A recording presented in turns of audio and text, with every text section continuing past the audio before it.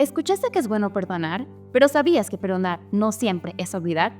En esta lección aprenderemos cómo experimentar el perdón. ¡Comencemos!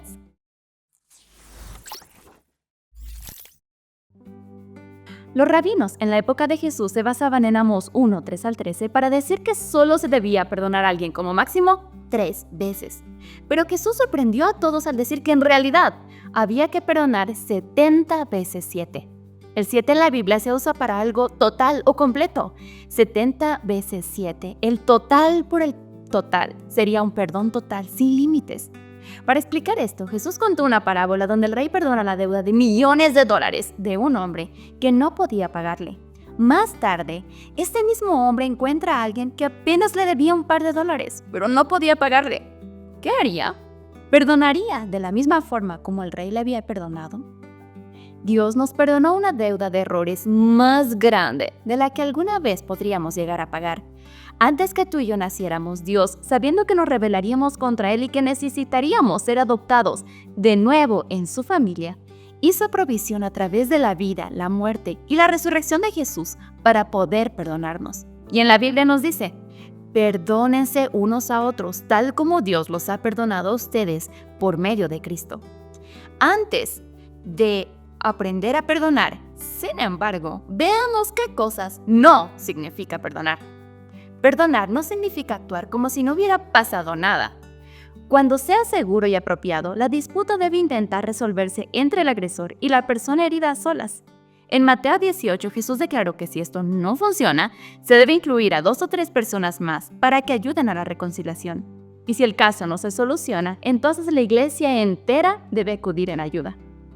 Perdonar no siempre significa que confiarás en la persona o volverás a relacionarte con ella. En 2 ocasiones, David perdonó al rey Saúl y no se vengó de él, pero mantuvo distancia con el rey porque sabía que no era digno de confianza. El perdón se da, pero la confianza debe ganarse.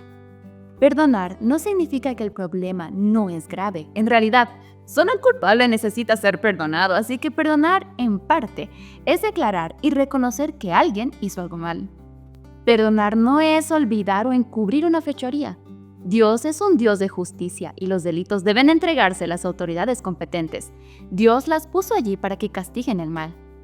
Si perdonar no es ninguna de estas cosas, entonces, ¿qué significa perdonar? Perdonar significa renunciar a vengarte de la otra persona. Romanos 12:19 dice, no tomen venganza, queridos hermanos, sino dejen el castigo en las manos de Dios porque está escrito, mía es la venganza, yo pagaré, dice el Señor. Perdonar es soltar el cuello de la persona que te hizo mal. Perdonar es reconocer y enfrentar lo que pasó. Cuando la herida es profunda y simplemente intentamos olvidar el asunto, el recuerdo nos mantiene prisioneros. Y cuanto más intentamos enterrarlo, más persistente se vuelve. Un señor tenía un problema con su hermano, además de padecer hipertensión y fibromialgia y tomar remedios para tratarlos. Su consejero le dijo que la amígdala de su cerebro podía hacer que las glándulas suprarrenales liberaran adrenalina y cortisol en su torrente sanguíneo, lo que podía causar problemas de fibromialgia y la presión arterial, por lo que le recetó la necesidad de perdonar.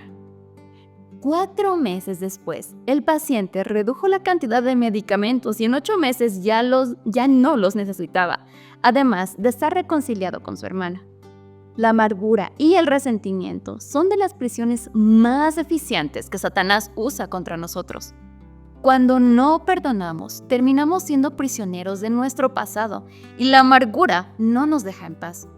Por eso se dice que perdonar es liberar a un prisionero y descubrir que el prisionero eras tú. Entonces, ¿cómo librarnos de esa prisión?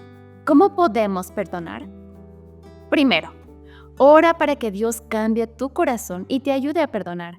Luego, recuerda el mal que te hicieron y escribe las emociones que te causa. Pide que Dios te ayude a saber cómo manejarlas y si necesitas, habla de ellas con un amigo o un consejero. El siguiente paso es intentar comprender el punto de vista de la persona que te hizo daño. Esto no minimiza el daño, sino que te da una perspectiva diferente. El mal puede ser resultado del quebranto o mal que el otro enfrenta. ¿Recuerdas cuando alguien te perdonó? Sobre todo Dios, ¿cómo se siente? Ahora, intenta extender el perdón también a la persona que te hizo mal.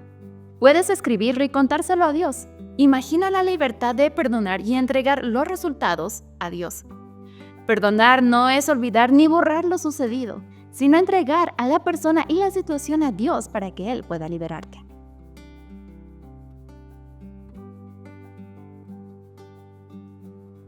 Ora para tener la mente de Cristo y poder perdonar.